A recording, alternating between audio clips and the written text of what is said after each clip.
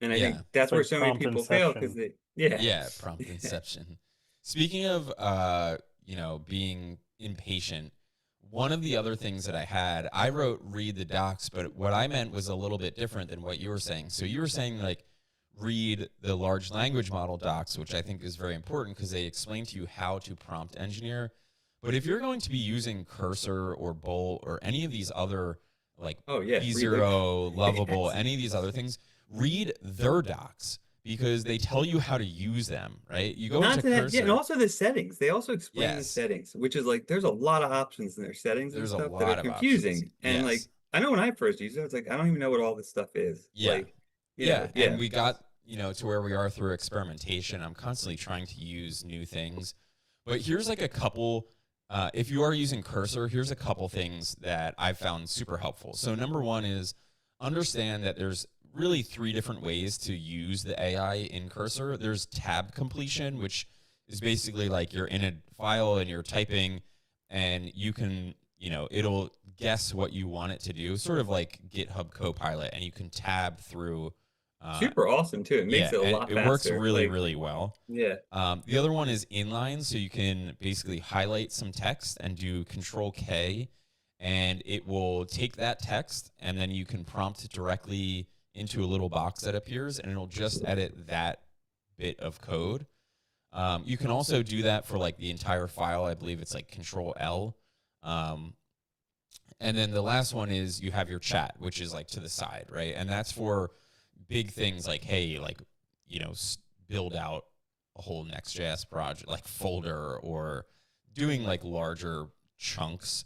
And that's really beneficial. But with chat, you just want to give it as much context as possible so that it understands what it should do and what it shouldn't do. Because sometimes, for good or bad, Cursor can just like go for it. Like there are times where I'm like, They hey, all I can, just want yeah. to do this, and it'll just be like prompt after it'll just start building, and it's crazy. It works really well sometimes, but then I find when it does that though, it goes in directions you don't necessarily want to go in, yes, And exactly. like, and especially when you have a plan like back end and stuff like that, like it can go in directions that aren't going to work well for what you have in mind.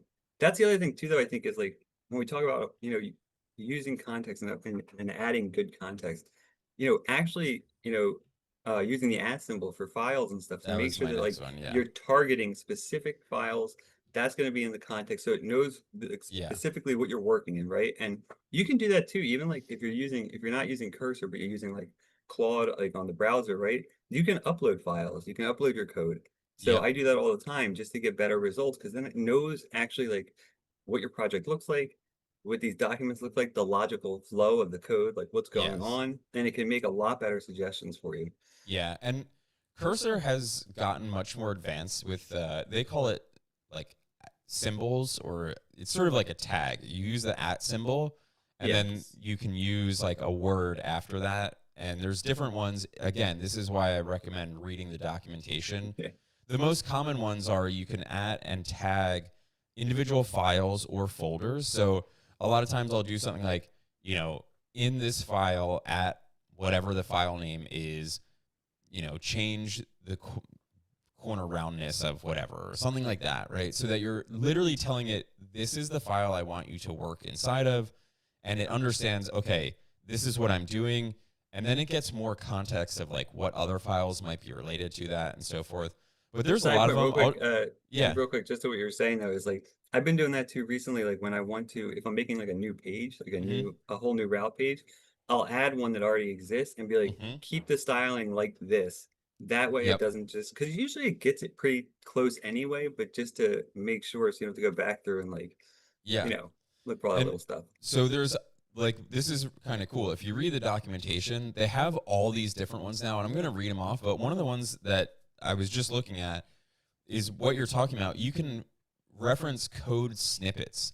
So you can do like at code and get just a snippet. So you can be like, duplicate this code, right? Or use this like And you can do pattern. like lines like it'll be like 56 to whatever, yeah, or Yes. something like that, right? Yeah. Yeah. And that you can highlight. That's one of the other things that's kind of cool with the inline. So you can highlight some lines of code, and it'll pop up this chat window.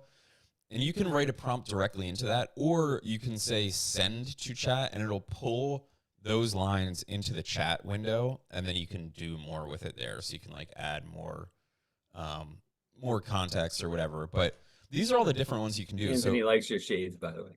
who does? Anthony likes your Hey, thanks, buddy. sunglasses. I got these at React Miami. So if you want them, you got to show up. They're actual Vercel shades. Branded shades. Yeah, they're direct from Vercel. So thank What's you. up, Sly's Analog and Digital Chronicles? What's up, Sly? You're not the only one watching, but a lot of people do watch this after the fact because also we've taken 2 weeks off. So fair enough. Understandable. Yeah. So here's just like a bunch of the different symbols that you can use or the different tags you can use. You can tag individual files, folders, code, docs. So if you like, you can literally say, hey, I want to use like next 15 docs. Git, so you can like target Git related symbols, right? So like a specific branch or commit. You can target the web. You can drop in a URL and it'll search that URL. Which is awesome. Yeah, I use that a lot for documentation that's not in there already. Yeah, definitions, links, lint errors, recent changes. So you can like look up recent changes in your chat, which is kind of cool. Cursor rules, which I'm going to talk about in a second here. Notepads, which is an interesting one. This one's sort of like in beta, but you can have you can literally create notepads and then reference those and pass chats. So there's quite a bit. It's really cool, and really, I mean, yeah, it improves the results, like, I mean, exponentially when you use these, I think, and use them well. Yeah, and a lot of it is just experimentation too, and figuring out what works for what you're doing. You know, I mean, totally. it's so quick too. Like, it makes sense to try different stuff because why not? It only takes a minute.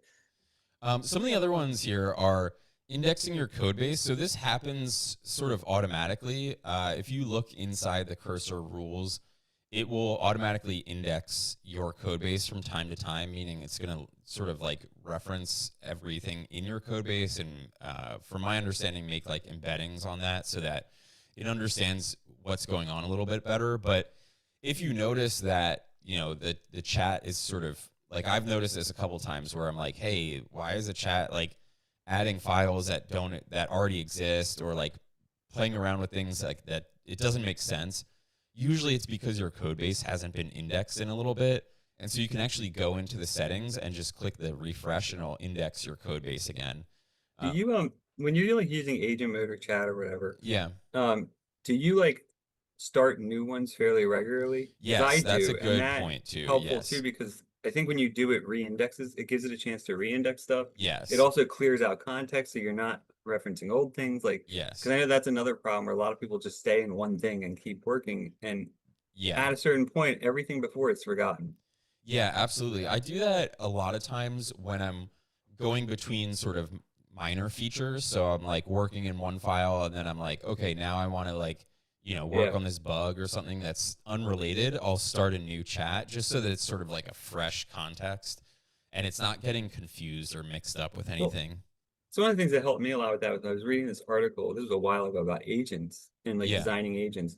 And one of the things they were talking about that's really important when you're doing that is how do you preserve context? Yeah.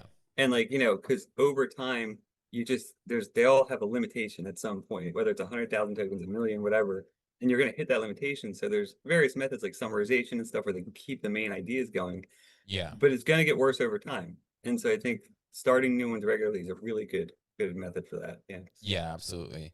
The other thing that you can do is index individual documentation. So if you want to be able to tag like the Next.js documents, you can index them. So you drop in basically the URL for the documentation and Cursor will index them.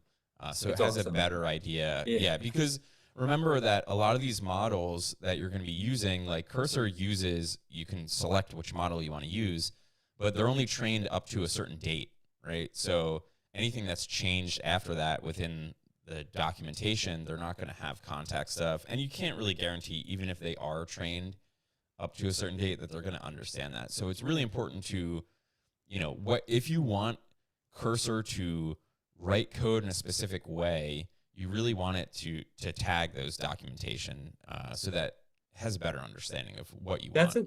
That's another good reason too to check out API docs for these large language models, because they'll give you the actual date of the cutoff date for when these things were trained. Yeah. And so like you can actually see, like, I think it's like GPT like 4.0, I think it's like cutoff date is like 4/8/24 or something, but then like 4.1's like last month. You know, Yeah. like, I mean, it's very interesting. So yeah, that can help a lot with it too. Yeah. I got some more for you guys. Are you ready? You prepared? All right. So using cursor rules. I think this is one of the coolest features of Cursor is that you can build cursor rules documents that basically guide your AI on rules about things they can and cannot do, and design principles and architecture. Be very helpful with like UI and stuff too, and keeping Yes. things consistent and stuff like that. Yeah. Yeah, and what's really cool is I've been looking into this quite a bit because I'm working on building sort of like a cursor assistant. And what's interesting about the cursor rules, so they used to have just generalized like cursor rules for like your entire like workspace. Everything. And now they've deprecated that and they're using project rules, which I think is better because it makes more sense, right? Every project's going to have different rules. But also what you can do is have different rules for different parts of your project as well. So you can make a cursor rules file just for front end, one for just back end, you know, or whatever part of the project you want, so that when it goes to like change UI, it uses those specific rules. Whereas if it's building an API, it's going to use a different set of rules. And that just allows you to preserve like a smaller context window and give it better It speeds things information. up too, because Yeah. if you work with a lot of the same technologies in a project and stuff, and like, because you can get the same results by writing good, careful prompts, but it just takes away that headache of having to enter that every time, Yeah. too. Like, you kind of just makes your life easier. Yeah, exactly. All right. This is what I'm going to share now is probably the best advice I can give you to like make like there's three pieces here that I'm going to give you that are going to make your cursor coding way better than it ever has been before. Okay. So number one is creating a folder of development documents. And I sort of touched upon this before, but you want to create a couple documents. I typically use at least these three. Number one is a detailed PRD, which is a product requirements document. It basically says everything about what is the project that I'm building, who is it for, what is the mission statement, what are all the user stories, and can even go a little bit more in depth in terms of like my tech stack and my plan for building this. You can even include like theme stuff, fonts, Themes, color yeah. palettes, everything. Yeah. So, and that's sort of the second thing is I usually separate out a style guide, right? So that PRD, I do like a lot of like, what's the big idea of this app?